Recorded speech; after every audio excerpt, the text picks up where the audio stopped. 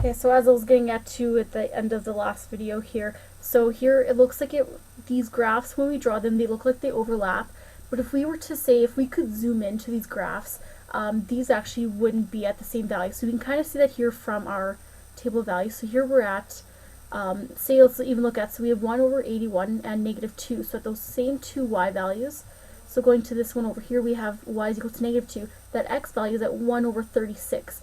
So although according to, if we looked at our graphs, it kind of looks like they overlap, but if we were to say to zoom in really close, we'd actually see that those x values aren't actually the same, okay?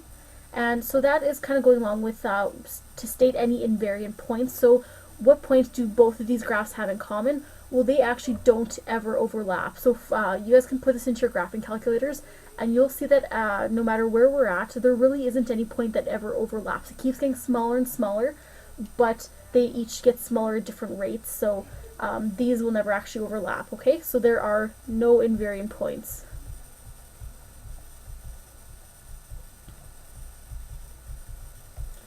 Okay, so let's move on to number 3. So this one we're going to use graphing technology, and we're actually going to see an invariant point in this example here. So this one's kind of a kind of iffy example to look at invariant points, but here let's look at number 3. So here we need to sketch the graph of, we have y is equal to negative 2 log 3, x minus 3 plus 5, and then that original base function where log 3 of x.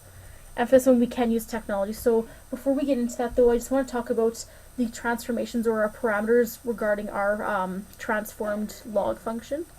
So first looking at that, let's look at our a value there. So a is equal to negative 2, and that means that there is going to be a vertical stretch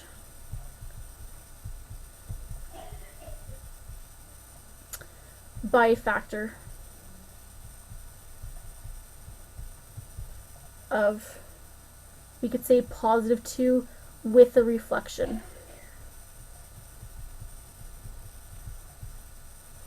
In the x-axis. Okay, so that's just looking at our chart there. So if a is negative, we're going to have a reflection in the x-axis, and it's going to have that stretch by a factor of 2. Okay, so then looking at, there is no b value, or b is just 1, so that doesn't actually affect anything. Then our other parameter there, we have h. That one here is right here. And if you guys remember, that is x minus h. So that is actually a positive 3. So h is equal to 3. And that one right there, that will cause it to the graph to shift 3 units to the right.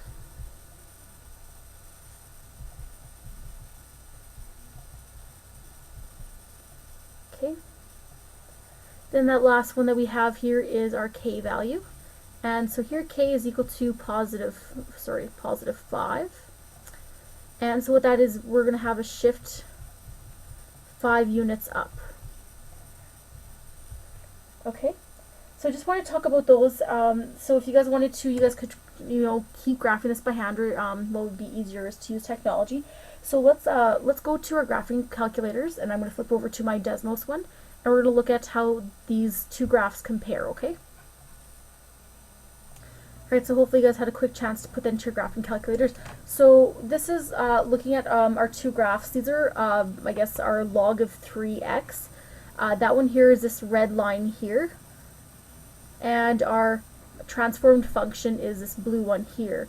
And so what we're going to notice here is, I guess you guys can look at those parameters. So here your a is equal to a negative 2. So if you guys notice that it flipped your x values, so it flipped over that x-axis, and this one might be a little bit tricky because the fact that there was a vertical shift, so it did shift up. So say if we were to be in original position, these values here would be on the exact opposite side of your x-axis, okay?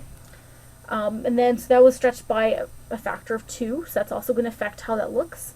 And we also had to shift 3 to the right and 5 units up. So that's kind of what essentially what our graph is going to look like. I'm just going to zoom out a little bit.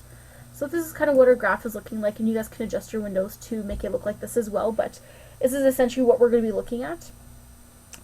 And so you guys can see your A, H, and K values affecting that.